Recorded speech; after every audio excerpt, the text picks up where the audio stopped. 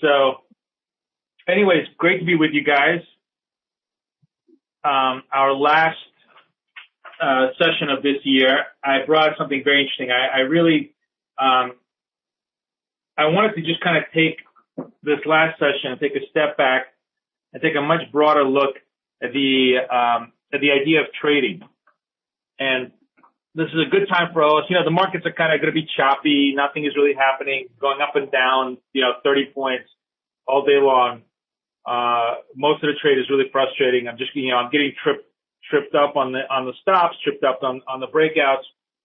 And it's kind of probably the best part about this, next 2 weeks is that you should just stay away and go enjoy yourselves. We may have, obviously, we may have a breakout. I was going to say, actually, it's kind of an interesting thing. Would I trade these next 2 weeks? Probably not. If I didn't have to trade, I probably wouldn't trade. But the only way I would trade in these next 2 weeks is if I had a breakout. The one thing is that when you do have a breakout, let's say the euro takes out 31 on some big move and we have a piece of news. The breakout tends to stick. Until and unless you have a breakout, it's just going to be an exercise in frustration. You're going to have a 50-point move one way, a 50-point move the other way. You're going to be chasing trades all day long. So generally, my advice is go away, have a good time, and if something big happens, then yeah, you can come back to the screen. If nothing big happens, it's probably best to just stay away, especially next week. Kathy has a really good article that she put out talking about the fact that next week the average volatility in the euro is 30% less than on any other week of the year. So clearly, unless you have a significant piece of news hitting the tape, it's going to be very likely that quotes are just going to pretty much die out. So, having said this, I kind of want to take us on a completely different direction today. I just talked a little bit about trading in general. I wanted to just go through what is it that we do on a day-to-day basis and make you understand why certain things act in a certain fashion, and hopefully show you a few conclusions out of it that you'll find useful.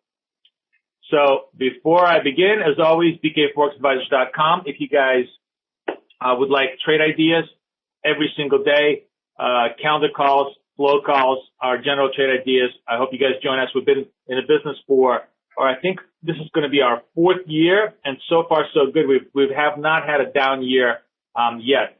So I think to me that's probably the proudest part of our accomplishment is that we've been able to accrue capital to make money every single year, even through some very, very, very, very tough times. So I hope you guys give us a shot if you haven't tried out BK, because I think it's one of the best signal services in the world. Okay, well, let me take you to what I want to talk about. I want to just give you a much higher level view of what is it that we do with money. And I want to start out with the highest guarantee of payout to the lowest guarantee of payout. What I mean by guarantee of payout is I'm going to put money into something. What is my chance of getting that money back? And it's ironically enough that I start out with sovereign bonds, which has been, of course, very, very problematic lately. But in the greater scheme of things, in a greater array of instruments, in the whole portfolio of things you can put your money into, sovereign bonds, corporate bonds, savings accounts, that is where you put money if you want to get your money back. That's your safe money. And when you look at these kind of investments, the key thing that you really want to just analyze is the following: cash flow. The only thing you want to ask when you're putting your money into bonds, whether it be sovereign or corporate or into savings accounts, is does the entity have enough money to pay me back the money? Now, I know this is kind of it's a loaded question these days because obviously the United States Treasury with $14 trillion in debt, the question presumably, does it have enough money to pay me back the money, can be very, very argumentative.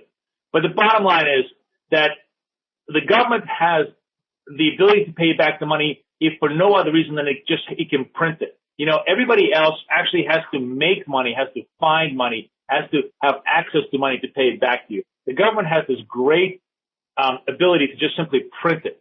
So in a sense that whether the same 100 cents that you give it will be worth that 100 cents when you get it back, is a big question, but you will be able to get the 100 cents back in principal. Of course, the biggest problem in the Eurozone that we're having right now is that the governments that issued a lot of this debt don't have the right to print it, which is why we're having so much problems on the European side. But we don't have those problems with any other sovereign debt asset. And if you want to sort of forget about U.S. and Europe and maybe even Japan, because those are three completely damaged goods economies, you can certainly look at Australia, you can certainly look at Switzerland, you can certainly look at Canada, where their money is very sound. And if you're buying their bonds, the probability of them paying you back is quite good with relatively sound money.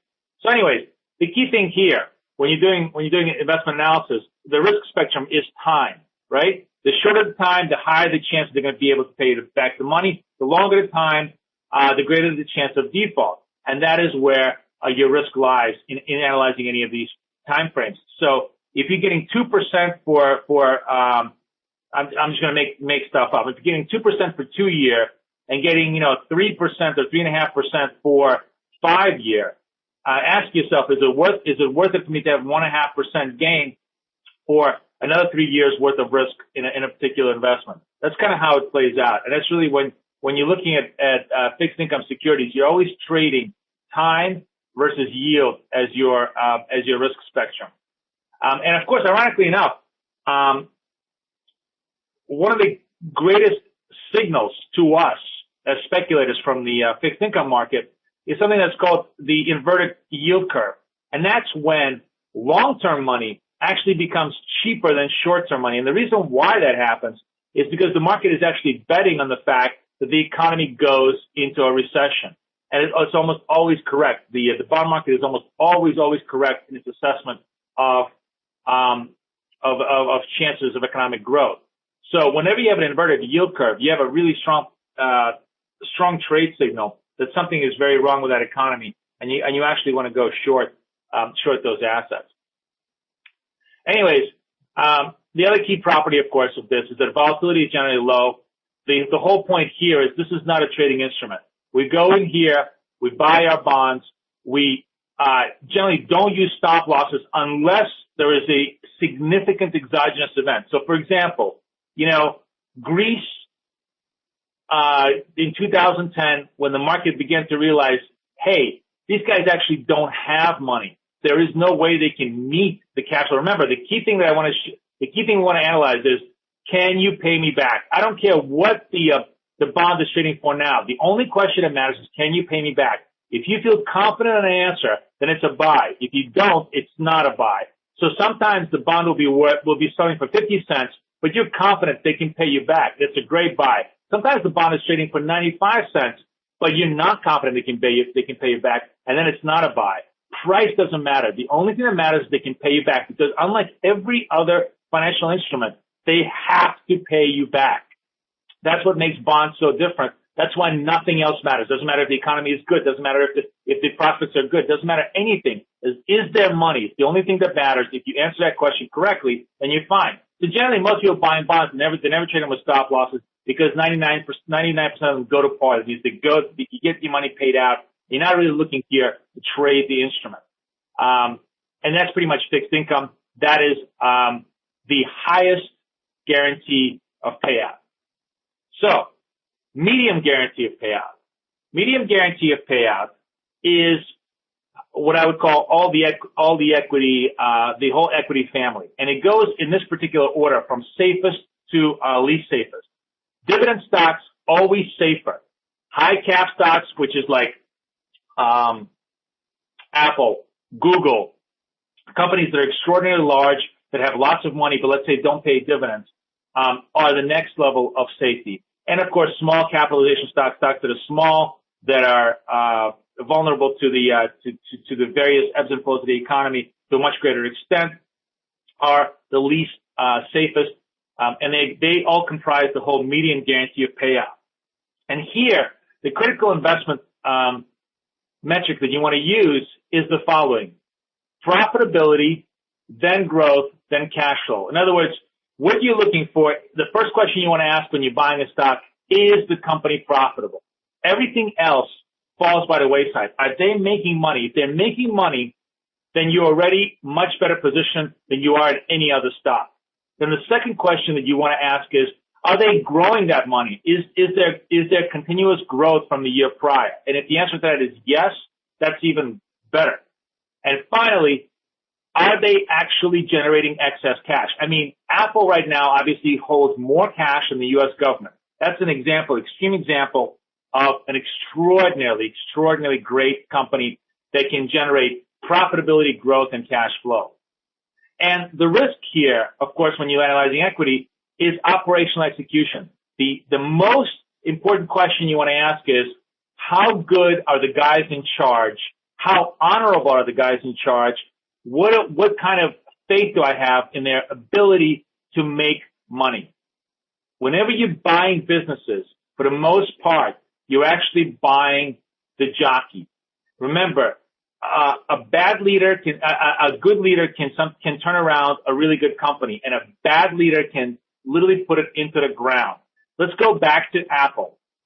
Steve Jobs left Apple. Gil Amelio came in. Gil Amelio was probably one of the worst corporate managers ever in the history of high technology. And Apple literally went down to $3 a share.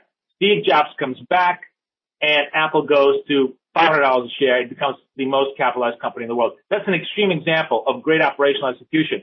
But that's the key point. Whenever you're analyzing stocks, you want to bet on the jockey, not the horse. There are 100 different horses. It's how the jockey rides the horse that really matters, which is why management is so valuable. So the next question is, how consistently profitable is the business? And then how expensive is the actual buy? If you're buying a stock at 50 times earnings, your chances long-term of making money out of it are very slim. If you're paying up huge amounts of money for a stock, it's very difficult to make money. Generally, if you're paying more than 10 times earnings for a stock, over a long period of time, it's going to be very difficult for you to make money out of that position. On a short-term basis, you may be able to. And lastly, for those who are big value investors in stocks, does it have physical assets or just goodwill?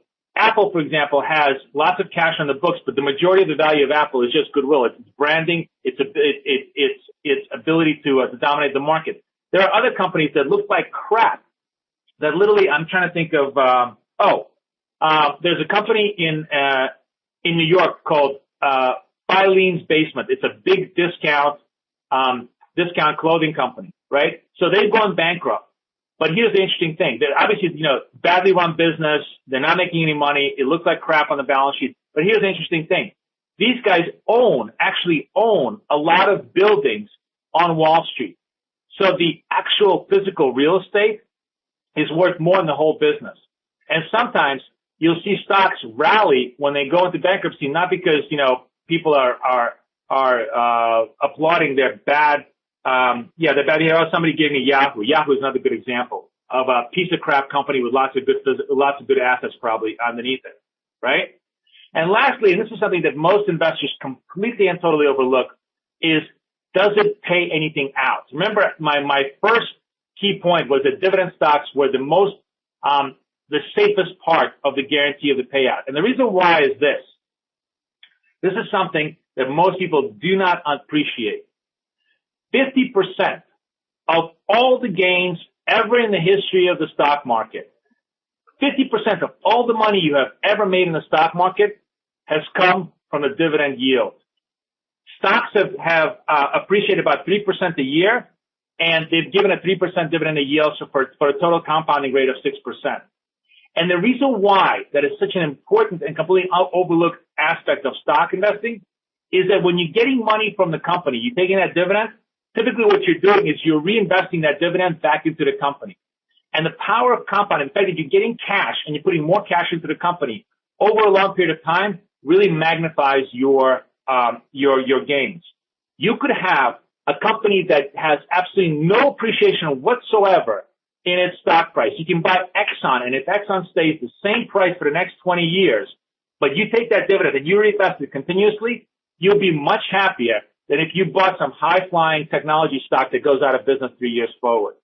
This is a critical thing to long-term investing. It's got nothing to do with capital growth. It's got everything to do with taking money out of the company and then reinvesting it back out. If that sounds like a bond, it's kind of like it. It's exactly it. You try to make it as safe as possible. You try to turn a stock into a bond and long term try to squeeze as much growth out of it as possible. So basic ideas of how you manage a stock portfolio. First key thing, you try to buy a profitable business. Second, you try to buy cheap. Third, you always try to get yield on your money. Next, because every single stock position can blow you up, right? Remember, the one thing is that any single company at any given time, including General Motors, including Microsoft, could disappear off the face of the earth, no matter how preposterous it may sound right now. You must always have between 10 to 15 positions. Generally, the rule of thumb is if you have 15 positions in a portfolio, 15 different stocks, you are pretty well diversified from getting blown out by one or two stocks. 15 positions is as good as 100 positions. It's basically 95% of the diversification benefit that you need in order to not have exogenous risk to blow up your whole position. And here, medium amount of trading skills are required. But really, if you're going to be an investor in stocks, the single best strategy and the single sort of most boring strategy in the world is dollar cost averaging. If you're going to buy 15 quality stocks and the dynamics of the stocks don't change, they stay profitable. You know, they're not that expensive. And even if they are expensive in some years, but they provide you with a yield. If you just keep buying the same amount of money every single month, you will make money. If you did this, I'll give you an example. If you started buying the Japanese Nikkei at the height in 1989, and they just kept buying it down and buying it up and continued to reinvest, the dividends that the Japanese equities have given you, you would actually be you would have much more money now than if you simply bought the Nikkei at the high and held the whole position. Dollar cost averaging is the only way that you basically eliminate the whole price risk, and all you're doing is just over a long period of time allocating capital in a very tactical way towards a perpetually growth business. So the first was bonds. This is stocks. Now let's move on to our favorite part of the market and one that we trade every single day, which is the least guarantee of payout. And this is the market that basically involves commodities, FX, and all derivatives, including options, right? And so why is this market have the least guarantee of payout, least chance of any type of return for the investor? And the reason is very actually simple. Everything we trade has no actual value, especially in the currencies. Think about what a currency is. A currency is a figment of our imagination. It's a societal construct. It's basically convention. Instead of using rocks or gold or flour or any other kind of asset, we decide we're going to use a piece of paper whose actual, or not even a piece of paper, of course, now we use electronic digital bits who have literally no physical value whatsoever. I mean, what is a bit worth? 1/110th of 1 penny in its actual physical format. And conventionally, it can be worth $1 billion. If I had $1 billion wired into my bank account, I could go buy a very nice big building in New York City, but it would be purely electronic in its value, right? There is no actual value in anything we trade. More importantly, when we analyze exactly how all the instruments that we actually trade, we realize that they have no upward bound. They're basically, let me explain to you in this way. Bonds will almost always go to 100% of their value. So if I'm buying bought at 95 cents, and it must be repaid, it's going to be repaid at 100 cents. So I have a return on my capital and some yield on a bond, right? Stocks over a long period of time can appreciate up to 1,000%. The Dow Jones has gone from 1,000 to 10,000 over the period of 20 or 30 years, and it continues to go up. Stocks always have an upward bias because stocks are effectively bets on the future growth of civilization, and civilization always expands. We have bad historical periods, good historical periods, but in the long run, civilization, at least modern civilization, always expands. So stocks always have value. If you look at every single price chart of all of the derivatives, FX, and commodities, you will find something very interesting. They are always in range.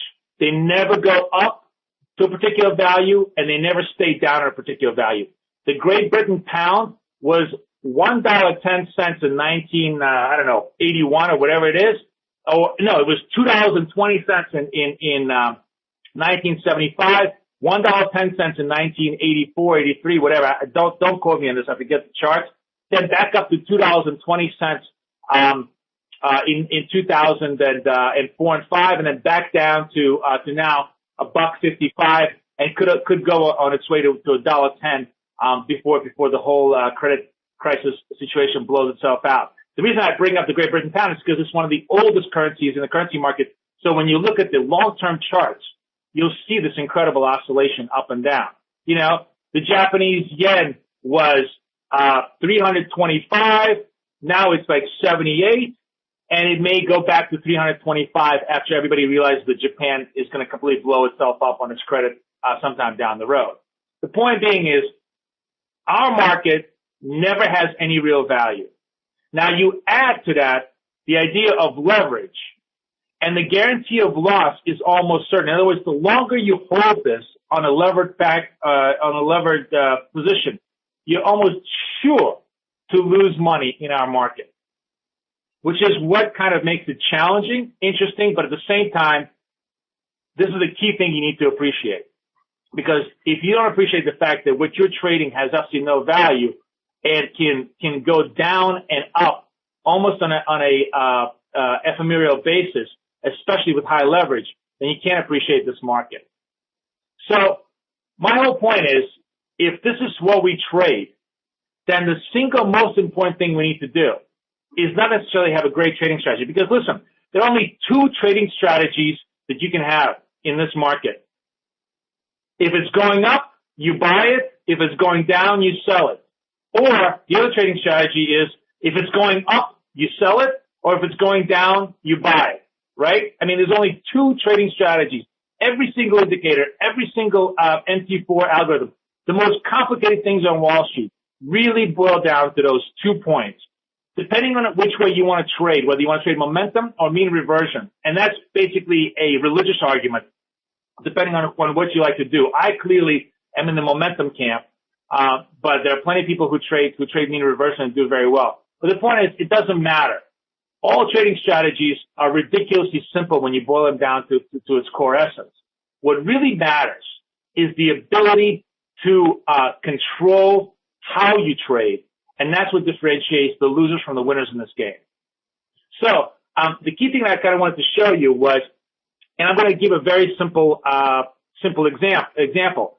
Single entry, single exit. We're not going to fool around with any kind of complex entry order systems, right? The whole point is that you never want to risk more than 100 basis points to maximum 500 basis points, 1 to 5% on any one trade. If you intend to do more than 100 trades per year, right? The single most important question you need to ask yourself when you're trading is not, oh, what strategy am I going to use? The single most important question you want to ask yourself is, how many trades a year do I expect to make?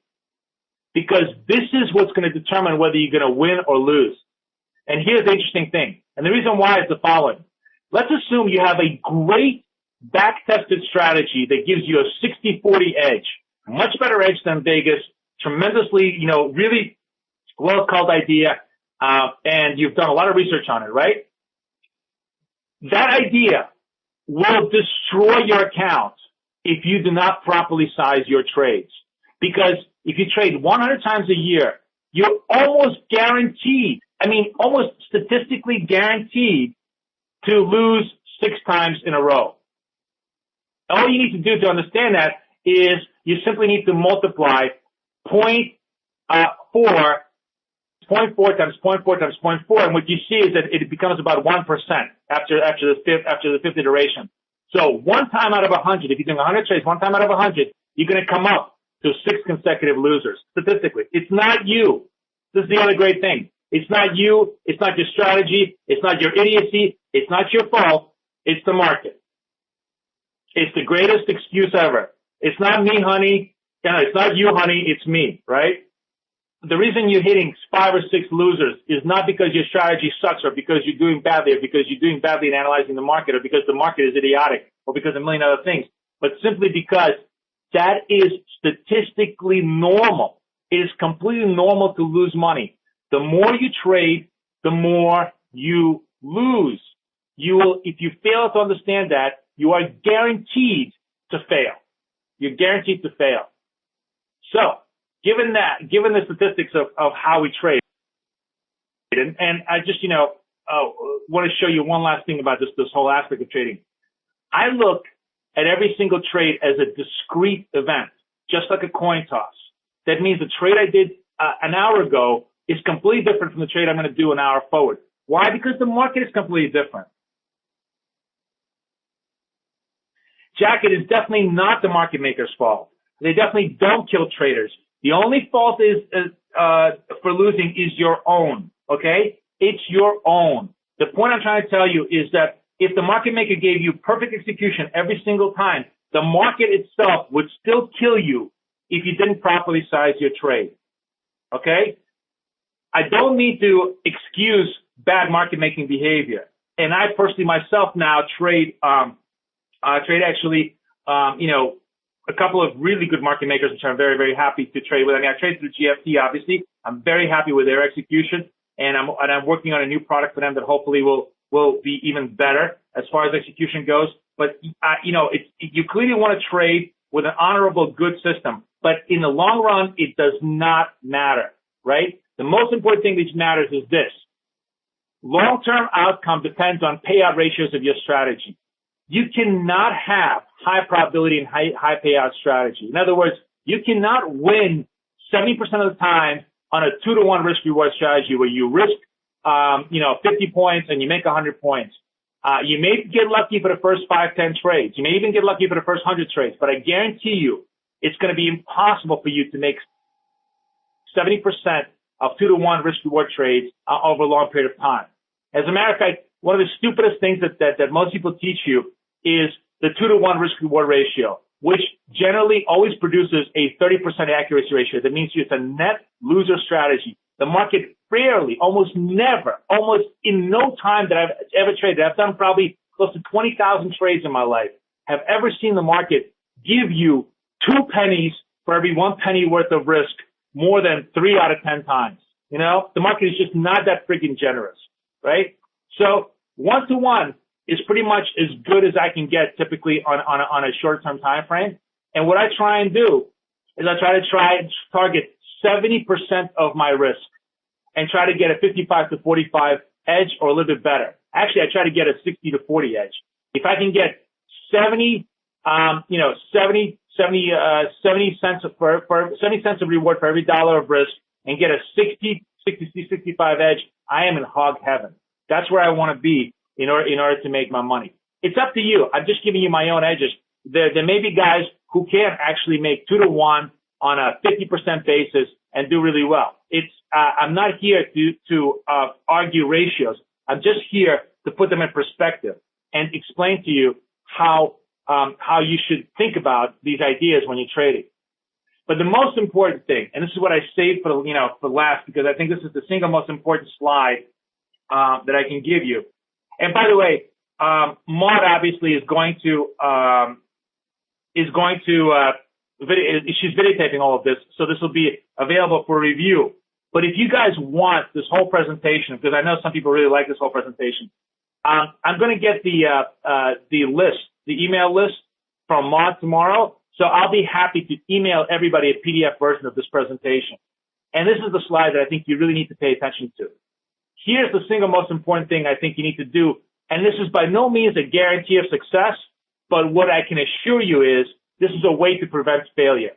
I may not make you money, but hopefully, if you follow this formula, you will not lose all your money in one fell swoop. The basic idea is the more you trade, the more you lose, the less risk per trade you must assume. So if you are trading 100 trades, the maximum amount of risk is 250 basis points. So for $10,000 account, you can only risk $250 if you're going to trade 100 times a year. If you're going to trade 200 times a year, you should only risk $200 a trade. At 500 times a year, you should risk $50 a trade. This is on a $10,000 account. Obviously, I'm not, you can scale that up to whatever size you save. If you're trading 1,000 times a year on a $10,000 account, you can only trade basically $25 at a shot. That doesn't look glamorous. That doesn't look, exciting. But ignore this at your own risk. This is my key point. It may not be the best. It may not turn 10,000 into 100,000 overnight, but it will also not take $10,000 down to zero in a week, which is the much more likely scenario of every single trader I've ever come across in my life. And so that's kind of what I wanted to share with you today. And I'm going to leave you guys. I'm going to leave room now for Q&A because I've given you a lot of information. And let me just take a look at some of the questions that you guys have typed up. Let's see if I can answer them. And then feel free to type in any kind of questions you guys like. And then I'll just, then I'll be happy to show you, my play account and, what I'm trading there now and just what I'm holding. And, this is not, I'm going to show you, when I show you my play account, I will say this. I follow these particular rules in my play account in terms of money management, but I don't follow any strategy rules. In my play account, I basically do whatever the hell I want as far as strategy, but I stay alive by following these money management rules. Now, in my real account, I actually trade my old strategy with these particular rules, and that's where I make all my money. So, anyways, let's get into the questions. Okay, some really great questions. Let me just go through this. Dry desert. Boris, do you mean that risk versus reward, target versus stop loss is decisive? It is absolutely decisive. It is incredibly decisive. When you backtest all of these strategies, if you change the R&R perimeters, you will change the percentage win of almost every single strategy. In other words, if I have a strategy that risks 100 points to make 10 points, it's almost certain that strategy is going to be winnable at least 70% of the time. That's not enough for it to be positive, but it'll be winnable at least 70% of the time. And conversely, if I risk only 10 points to make 100, I guarantee you it will not be winnable more than 10% of the time. So risk rewards are incredibly important to how the ultimate outcome of the strategy. It is always a payoff between risk reward and what the market gives you, which is why I basically don't try to be too smart in the market. I try to just take one-to-one. I take basically even money type of ideas and see if I can just get better edges around it. If I can refine those to a 60-40, 65-35 edge my way. How do I create statistics for the system I use? Spreadsheets, actually, just the spreadsheets and a ton of backtesting. I don't really necessarily use a lot of. One of the problems why I don't like using a lot of software is because so much of the software creates wrong. I've seen tremendous amount of mistakes in trading. Especially if you're doing like a backtest over 10,000 trades.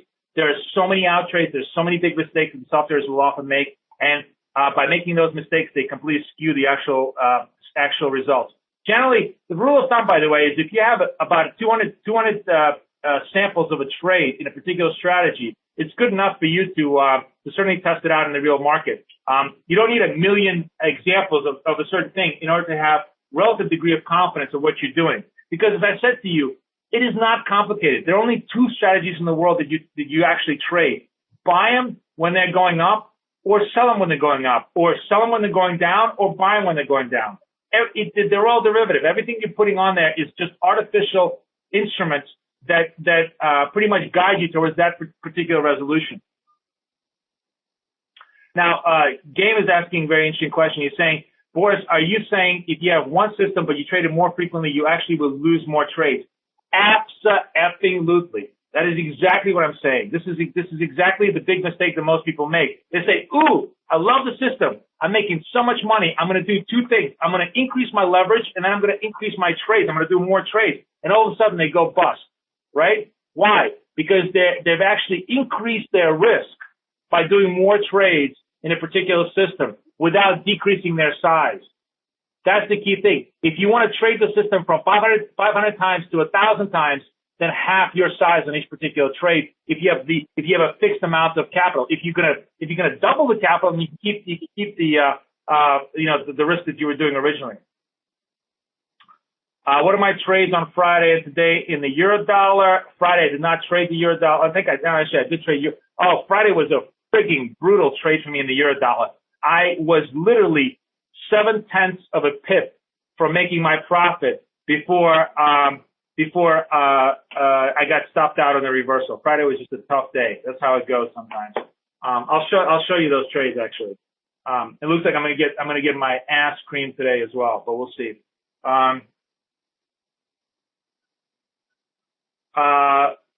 Where do I see the euro dollar going? The risk of euro currency will dissolve. You know, Joe, I'm going to save that question for December 30th. I'm going to guest host Squawk Box. I'm sure we're going to be talking about that. So I'll leave my thoughts to that. In situation with euro dollar, net shorts at a record. Yeah, I mean, I do think, net shorts are at a record. Generally, not always. That is pretty much a good time, or at least it's generally been a good time when you're going to have some short covering rallies. Right now, obviously, we don't have a catalyst, for the euro to go up. But I think if we have any kind of a catalyst for a squeeze, we can't have the euro go maybe up to 32, 33 before the move happens. On the other hand, I mean, this is a very, very touchy situation. If we break 29.50, I think it's very negative for the euro, and we could possibly go to 2,600 at that point. So until, as long as the euro holds 29.50, it's okay. If it doesn't, then, all bets are off. Yes, there will be a link to the archive. And as I said, I will email, if you left your, this is a good reason for you leaving your actual email and not a bogus email into the, list. And do not email me, please, with your, oh, this is my real email, because I'm only going to email this on one single list, that Maud gives me. So if you want to give your true email, give it to Maud, and I will email you the presentation. Somebody's asked me about Kathy's methodology of you take a 1 to 1.5 and then you trail it to even. That's one way of doing it. I specifically created the most simple example possible, which is single entry, single exit, simply because I wanted to talk about probabilities in their purest form. There are a lot of different ways to skin the cat, and you could trail position. You could do a lot of different things.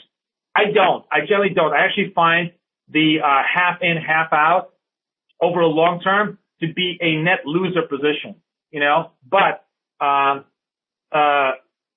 it's up to you. I mean, this isn't a lesson in how you should be trading. This is a lesson in how you should be thinking about trading, and I hope you guys could find that interesting. Right. So and Maud has just posted everything on the screen.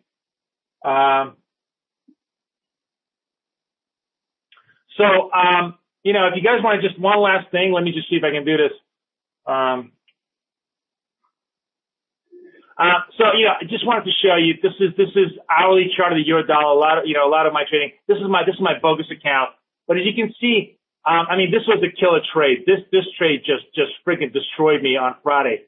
My basic bread and butter trade is to take the 50 to 85, the breakouts, the breakout in the North American, the European North American session, went to 84.3 on Friday, and then we turned ourselves around and stopped me out, right? So that happens. It's just, it's just the nature of the biz in the euro.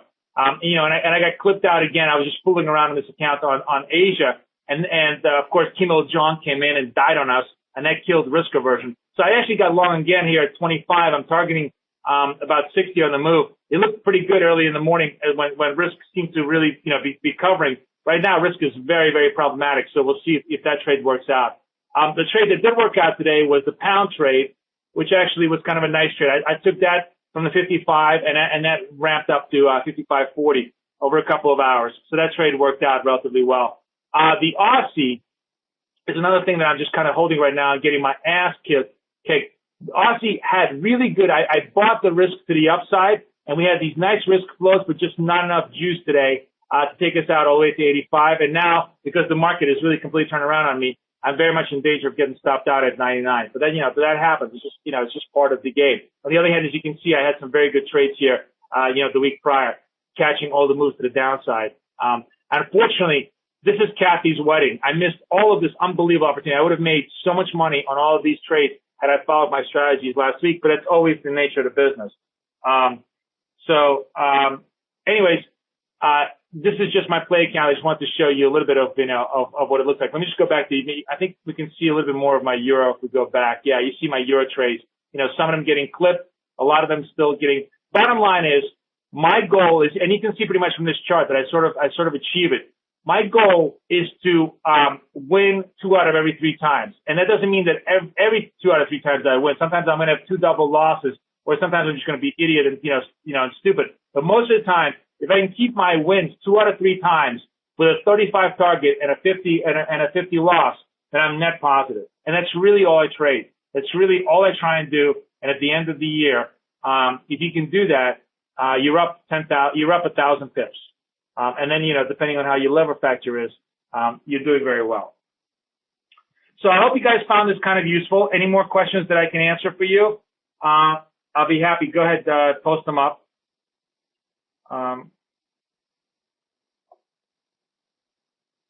No more questions? I don't really consider myself to be a scalper. I consider myself to be an intraday trader, because I found that if you don't give yourself at least 50 points of a stop loss, you're just going to get chopped out of the market all day long. So I don't make any trades with smaller than a 50-point stop loss. I don't really consider it to be a scalping trade. I'm more of an intraday positional trader. That's how I would, I make between, 2 to 3 trades a day, right? So that's not, I used to make 25, 30 trades a day. So I really changed my methodology because, I just think that if you don't give yourself enough room, you're just going to wind up paying spread and just getting killed all the time. No, actually, I'm not going to talk to you about the euro dollar because I actually have no idea where it's going to go. I have to put my thoughts together. As I said to you, I'm gonna host,